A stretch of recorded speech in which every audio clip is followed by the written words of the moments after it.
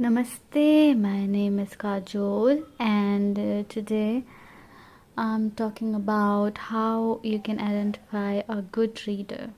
Okay, a good tarot reader or any other reader, could be a cartomancer, could be oracle reader, angel reader, or whatever you believe in or you trust or you go to. Like, how can you identify a good reader? That's what is our question today. And I want to say that a good reader means somebody who can give you the honest, let's say, reading. Yeah, unbiased. So, how do you identify before taking any readings from them? So, the tricks I follow personally when I am reaching out to somebody who can read for me or I'm watching any readings online. First of all, these readers, they do not ask you much questions in terms of your situation. Okay, let's say they don't ask you to give all of the information about you of the situation. That is the first sign that they are an honest reader, because they can go blank. And I think mostly when we are blank about reading, it is the most accurate one, because the reader doesn't know anything about you. Okay, let's say when you're watching video readings on YouTube, the reader doesn't know you. Okay, because and also you are the one that is choosing the pile. So when you are choosing the pile, the reader doesn't know which pile you're going to choose. They don't know what is your situation, and they read blankly. I don't know if that's a word, like with a blank mind, basically, with a blank canvas, so to say. Then they, I think, make and does the most accurate readings, I feel. So it's very good to watch video readings on YouTube, because it might be helpful. Also, it depends on your mind. Your mind should be clear as well. Your canvas should be clean as well, in order to choose from your intuition and not from what you desire or want, or think for it to happen. Because I have faced situations where I watch a reading and it says whatever I want to hear. Okay, it's because my desire to hear something is so big that my intuition is lost. Okay, that happens with everybody. There's no shame, and I think you should be also blank, and the reader should be also blank about your situation. So that's the first sign. The second sign you should consider is, second point is, when you're reaching out to a reader and you have done the reading. Okay, let's say you've done the reading, and this person, like, okay, if you haven't done or you want to do, and this reader doesn't ask for your feedback, that's also a great sign that this reader might not be the most honest reader. I'm not saying that they're bad readers or there are, I don't know, wrong readers, but I'm just saying that there might be scammers actually. Okay, so to identify scammers, so to say, so if they do not ask for your feedback, that means they don't want to keep any relationship between you two after the reading has been done. Okay, and let's say if you have received the reading and the reading has some flaws, or the reading doesn't resonate with you or something, this reader doesn't want to take any accountability on that. So that's the second most important thing when you're going to some reader.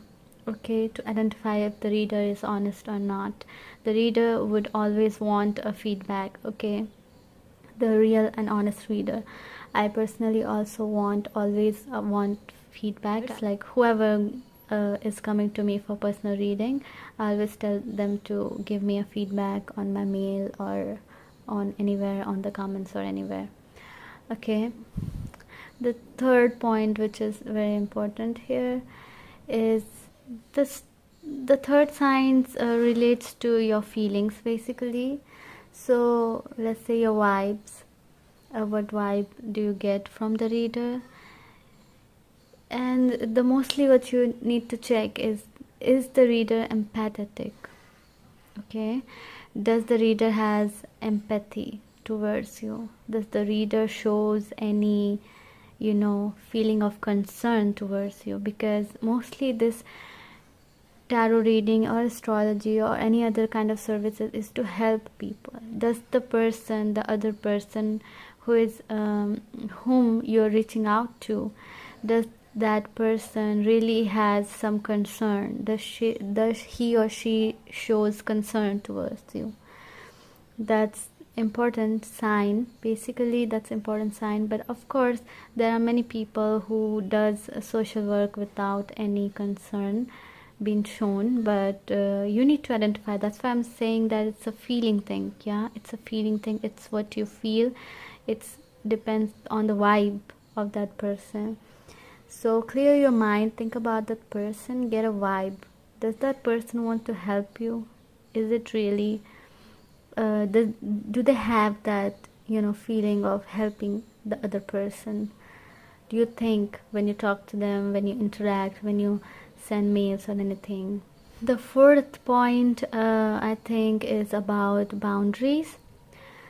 Does this person maintain boundaries with you?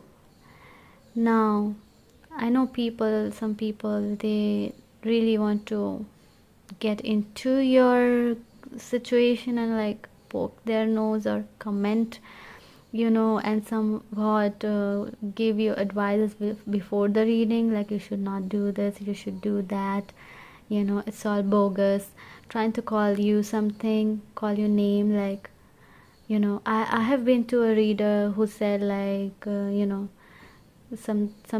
use some bad word, let's say not a swear word, but let's like, are you stupid, are you mad, things like the other person shouldn't say that to you. Okay, you are in trouble. No matter what you're going through, the other person doesn't know, the reader doesn't know, so they should not comment on your situation, whether you express your situation or not. Okay, they should not ask you counter questions of your own question. Okay, let's say, because life can be difficult, life can be unpredictable, there can be situations which are very different than normal people or what society accepts. Okay, the other person should not question, let's say. So you have to look at that the other person pass comments on your situation. Oh, like, why are you doing this? Are you stupid? Do not fall for those people who do this way. Like, maintain healthy boundaries with that person. See if that person maintains a good boundary with you. Good, healthy boundary with you. There is a barrier. There needs to be a barrier, actually. Because no one should nitpick on your personal situations. Whether it's a reader or whether it's anybody. Okay.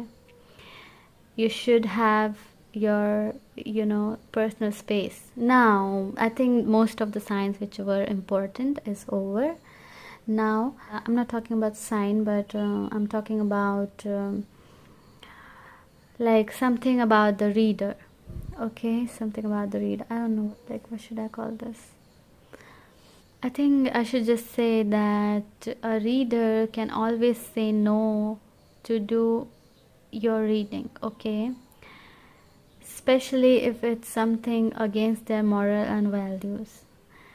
As you have your personal choices in your life, I think every reader has the same, because they are anyway a human being.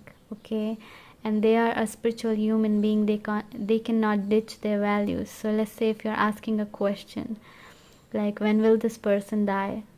I mean, I can't do that reading. Okay, I can't do that reading.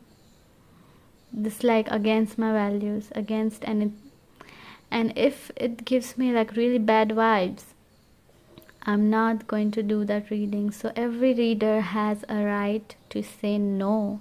So please respect that right. If you think the reader is honest and they are kind of helpful, make sure you also follow some boundaries with them. Follow their, what they accept or what they're not. They can always say no to your reading if they think it's unconventional, or it's not unconventional, but let's say illegal, or I think illegal and unconventional is kind of okay, anyway.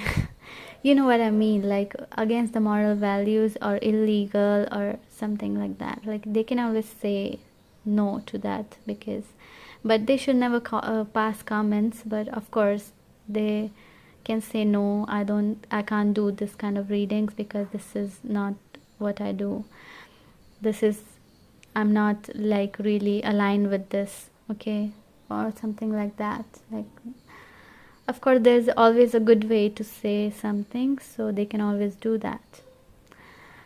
So that's all, I think, everybody. So I hope that this would help you identify a proper honest reader before you go to them, and always have a conversation to the reader before you go to them, and make sure they are free to have a conversation. And the conversation shouldn't be about your situation or anything. As I said, they should be blank. The reader should be blank. This conversation would be about normal things, like how you interact, do you gel with each other, okay, kind of conversation, like just a helpful, friendly conversation.